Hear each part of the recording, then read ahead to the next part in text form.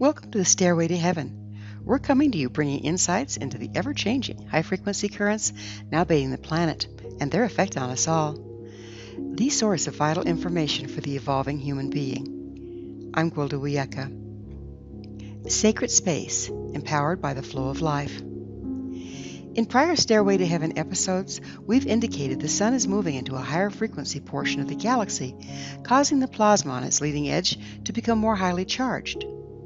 This increase in light is expressed through the Sun's electromagnetic field and translated to the Earth's field wherever the two fields cross. The new frequency information is then carried to the core of the Earth by way of her electromagnetic field, from which it radiates to her surface. This makes the evolving wavelengths available to humans. However, through our stubborn commitment to the status quo, our environments are impacted and restricted by our intent and will, causing them to hold a lower frequency, where they will remain unless we actively align with the increased light now available. Where can we access this alignment, one might ask? It's contained and expressed by the Earth and the beauty of the natural world. Yet, as beauty is ground to dust under the millstone of expedience and serenity shattered by progress, we find ourselves increasingly isolated from the splendor of the natural world. As humans left the sanctuary inherent in nature, art, music, and poetry became our links between spirit and the mundane. Now even those are being eradicated from our environment, as the arts are eliminated from schools and workplaces. Beauty is seen as an indulgence to be replaced by the practical cubicle. Art is so devalued, artists are starving, while iron and concrete grow like malignant tumors. Whether it's encountered in a forest, a cathedral, a kiva, or garden, most of us can appreciate the power and beauty of sacred space. While sacred space is the norm in the natural world, it's become a rare commodity in modern-day environments. In years past, many cathedrals were built on Druid sites. These sites, in turn, were built on natural ley lines, aligning the structures with the flow emanating from the Earth's core, using sacred geometry. Feng Shui was used to direct the natural flow of the Earth within structures. These practices, and many others, consider the powerful flow of nature that we have since come to ignore, to our great detriment. The deeper mysteries of any religious practice incorporate principles designed to create sacred space in which to worship. Monks cloistered themselves in sacred space to enhance their spiritual connection. These sanctuaries were rich in gardens and natural beauty, while totally void of electronics and other human constructs and distractions. There are other similarities in various practices that build the high frequency of sacred space by engaging with the natural world. Holy water, stone statuary, and the steam in the sweat lodge all represent and draw on the four elements of water, air, earth, and fire. These natural elements are used to set space and raise frequency. Prayers of gratitude, hymns, and chants engage the intent of the worshippers, adding to the uplifting environment. A sacred space need not be confined to a religious practice. Every activity of our lives can be enhanced and supported by tending to the sanctuary of our environments. This incorporates the added benefit of staying attuned to the rapidly increasing frequency of our times. As we attune ourselves to the more expansive frequency, our auric fields also expand. The result? Evolution of consciousness. When our consciousness evolves, so does our intelligence and creativity. Soon, the overwhelming problems we face become solvable as we step into our role as co-creators of reality. In this episode, we'll draw upon the altar, a tool used in one form or another by most cultures to align with the flow of nature and bring its high frequency into any environment. We'll cover the essential principles so you can design a personal altar best suited to your unique needs, lifestyle, and preferences. When using an altar to set space, clearing the environment from past influences is a great starting point. This can be achieved through smudging with various herbs such as sage or resins like copal. There is no substitute for physically cleaning the space from top to bottom. However, the attitude with which you do this is extremely important. If you resent cleaning, guess what? You're filling any space you clean with resentment, Set aside your dislike and embrace the task with love and appreciation for the space you're about to create. Another way of clearing is attending to the stuff in your environment. All the articles in your space include various harmonics of frequency, some more helpful than others. For instance, clutter is not only unsightly but haphazard, blocking the flow of life and resulting in low frequency. Things you have no resonance with, like a gift that was given with agenda from a person you don't really like, can also compromise frequency. Even if you like the article itself, it still carries the agenda of the giver, seasoned by your dislike. I go more into detail on the topic of managing stuff in the Stairway to Heaven episode entitled The Blessing Way.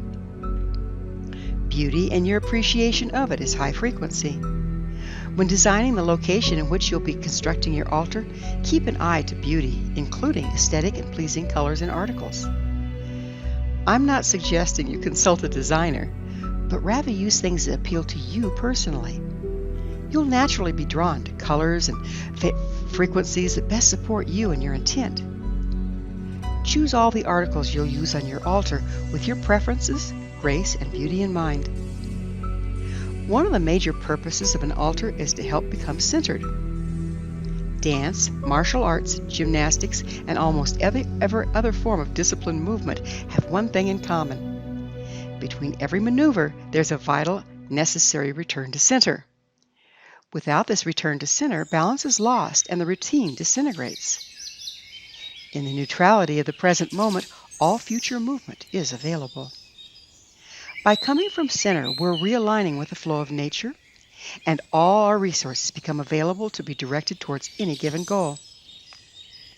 The art of creating sacred space is one of returning to center.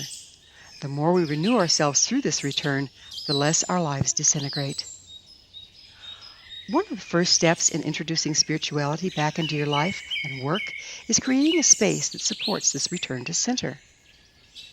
Sacred space is created through reestablishing balance, unity, and wholeness. The balance between masculine and feminine, between heaven and earth, the seasons, directions, the elements, can all be brought into play to achieve this end. All of this and more is represented on your altar. The altar is used to cast a circle. Casting a circle or calling in the directions is basic to all spiritual practices. It creates a centered, balanced environment that draws on the earth and our place on it to align us with nature's flow, enhance our frequency, and with it, our personal power. To cast a circle, one must orient to the 7 directions: east, south, west, north, earth, sky, and center or heart. If you're setting space in a particular room, establishing a reference point for the directions can be done by setting an altar. To build an altar, we'll use some basic tools, but remember, the tools used are just that, tools. The master can set space with or without them. Like most rituals, the tools become a frame of reference to use to focus your intent. The tools needed for this basic altar are altar cloth, candle holder, candle, objects to represent the 4 directions, stones or small statuary work well, earthen bowl, water, sage, shell or a bowl to burn the sage in, matches or a lighter, a rattle to call in the directions, and a compass to establish magnetic north. Once you've cleared your space, as we've discussed, cleanse each of your tools in turn before you set them in place. For this exercise, we'll use smudging with sage smoke. Each act is performed with reverence, gratitude, and quiet deliberation. The ceremony of setting sacred space is all about being in the moment. Stay totally involved with the task at hand rather than thinking about even the next step of your ritual. After running it through the sage smoke, set out the altar cloth to define the space that's to be your altar.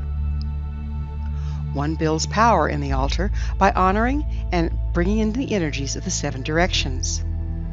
Use a compass to place the altar cloth on the floor or table that you've chosen to use to identify the directions. If there's a directional print on the cloth, set the top of the cloth facing north. This will orient the corners of the cloth to the northeast, southeast, southwest, and northwest. Male and female are honored by the candle and candle holder, respectively. Run the candle through the smoke and bless it with the energy of sky by saying, I bless you with the power of Father Sky. Run the candle holder through the smoke and bless it with the energy of Earth by saying, I bless you with the power of Mother Earth. Then put them together, holding in mind the sacred union representing passion and co-creation. This will represent the power of male-female balance on your altar. Establish the center by setting the candle and candle holder in the center of the altar cloth and blessing it to represent heart. This is accomplished by saying, I bless you, heart, as you place it in the center of your altar. It's important to represent the 4 elements in your altar. An earthen bowl of water works well for the earth and water elements. Air is already present, and the candle, when lit, holds the fire. When placing the next items on your altar, it's customary to start in the east, the place of sunrise and beginnings, and work clockwise to each of the other directions. Starting in the east and working clockwise, place the 4 articles you've chosen, one in each of the 4 directions, blessing the article to its direction as you set it on the altar. Do this by saying, I bless you with the power of east, and so on. Finally, set the earthen bowl of water in the northwest on your altar cloth. You now have the basic structure of your altar. Next is activation. To do this, you'll call in each of the directions in turn. Facing east, shake your rattle and call, Spirit of the East, please join me. Then face south, shake your rattle and call, Spirit of the South, please join me. Do the same for west and then for north. Looking down to the earth, shake your rattle and call, Mother Earth, please join me. Looking up, call, Spirit of Father Sky, please join me. Finally, put your hand over your heart, shake your rattle and call, Spirit of Heart, please join me. Once you've called in all the directions, light the candle and state, It has begun. You have now established balanced connection with the flow of life to support and enhance all that you do. I do this simple ritual before every one of my radio broadcasts, when I film for TV, or I'm teaching a class. From this environment, all I do comes from a balanced, powerful place and carries the alignment into the world. When you're done with your chosen task, give a prayer of gratitude to close your altar. Spirits, I thank you for your surround, support, and guidance, and now release you. Those that wish to stay and protect and guide me are most welcome and greatly appreciated. Then state, It is ended, and blow out the candle. If you're setting this altar to be left unattended, such as to support a fearful child in their sleep, in the interest of safety, you can replace the actual candle with an electronic one. Remember, these are just tools to help anchor your intent. Your intent combined with the earth connection and the flow of life is the power. By using an electronic candle, you can leave your altar open and unattended all day, starting each day by opening your altar and ending each night by closing it. Being mindful of your intentions for the day when opening your altar can direct balanced power to your purpose. End the day with prayers of gratitude for the support and all that came your way to serve your intent. This may seem overly simplistic, but through the faithful performance of this ritual, you'll become more focused and conscious in your alignment with the flow of life and the power contained therein. Thank you for joining me, Gwilda, on the Stairway to Heaven, where we provide updates on the energetic currents facilitating our evolution into conscious, powerful co-creators. As I'm sure you've noticed, not only do the Stairway of Heaven episodes stand alone, but they weave together to form a map to evolution and personal empowerment as we enter the new era. To revisit this or any of our past episodes, visit our archives at www.stairwaytoheavenmedia.com. If you'd like to find out more about me, my school, and the evolutionary tools we offer, visit www.findyourpathhome.com. Until next time, may you be blessed on your sacred path to wholeness. We are here. The time is now.